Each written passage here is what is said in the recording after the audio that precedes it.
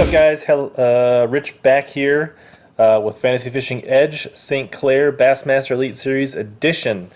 The final event of the year. This will be the last show, unless we do some kind of early preview shows. Probably the last show of 2017. I don't think there's any more fantasy fishing until we get to the Classic or the FLW Tour kicking off in Florida, because I do not think there is any fantasy fishing for the Mille Lacs AOI event. So here we are. We need to make a big move. We're around 83%. So gonna do some risk reward stuff today. Need to make a little move. This is the last chance to win something. I don't know that I can get to first place overall, but maybe we can win an event. All right, so checking in on the social media. Here's kind of a cool shot from Edwin Evers from his first day of practice, which is today. Showing a big boat on St. Clair. Instagram, kind of a similar photo from Dustin Connell. Got his Lowrances all fired up. Got his side scan, his maps. He's going to be looking for offshore fish.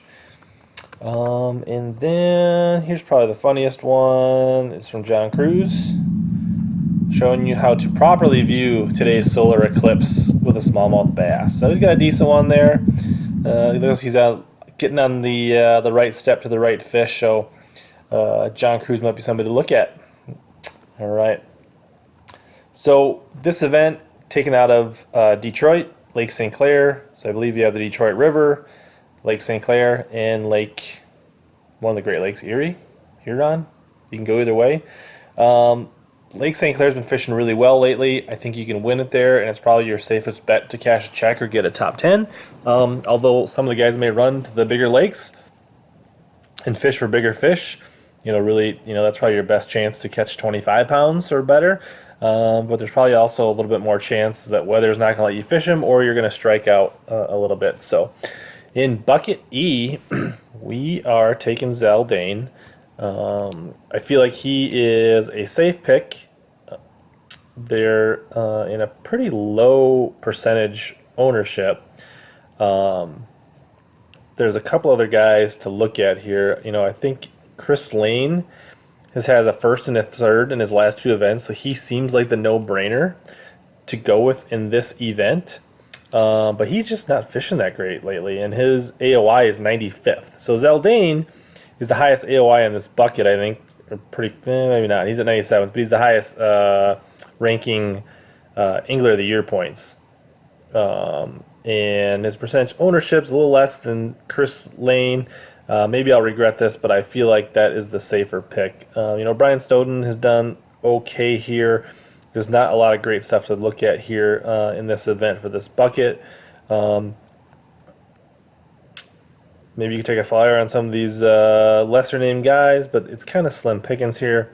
I really think it's between Zaldain and Lane, and I guess Shimizu has a 7th here, but his last event was a 71st, and he's not fishing all that great this year either. So I'm going Zaldain. I feel like he's safer.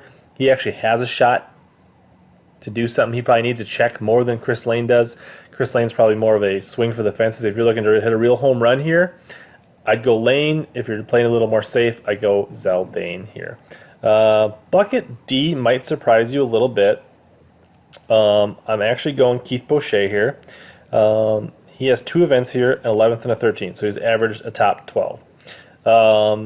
So St. Clair's not a real deep fishery. You can fish St. Clair in the Detroit River. You don't have to fish super deep. There's a lot of fish caught in 10 to 15 feet of water or less. There's grass present.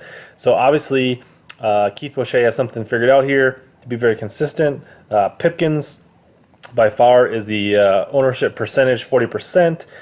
He's done really well. He's got a fourth, a first, a 16th, but he's also got a Elite Series August 2013 74th. So he's a guy that I think will try to fish the big lake if that's where he thinks he needs to go to win, and it could backfire. So both Pipkins and Poche I think are good picks, but I think Poche is a little sneakier at 2.7% to make a move. So I kind of like that. But otherwise, Greg Vinson, Brett Height, Kobe Krieger all have solid finishes here, as well as Boyd Duckett, if you're looking for other guys to look at. Bucket C, not a lot of great finishes in Bucket C that you would think. Stetson Black has one Bass Open in September, a 6th place out here.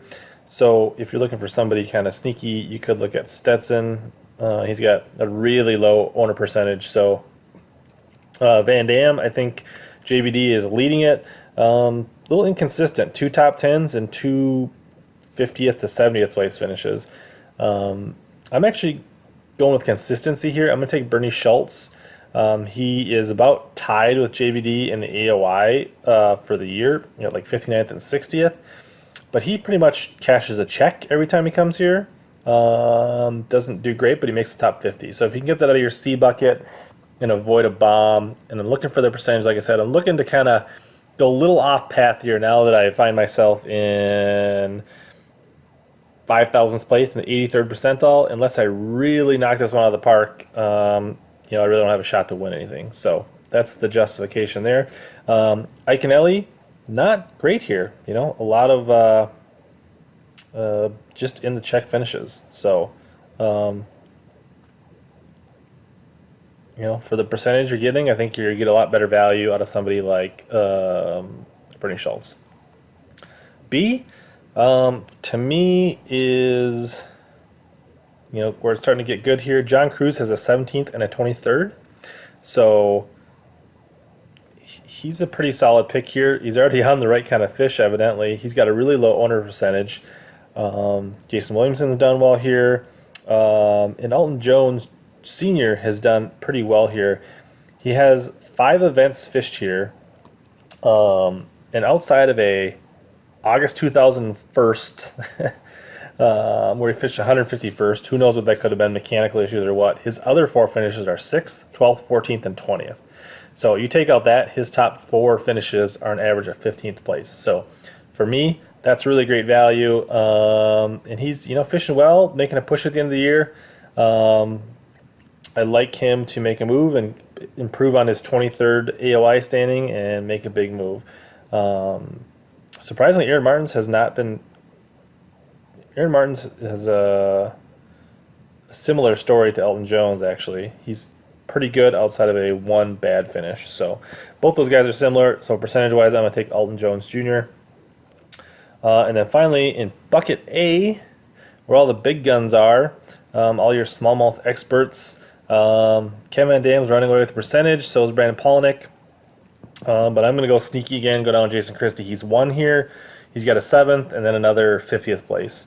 Van Dam, he's got some really good finishes back around 99, 2000, but recently he's not been great, 31st and 63rd. Mark Davis is pretty good here.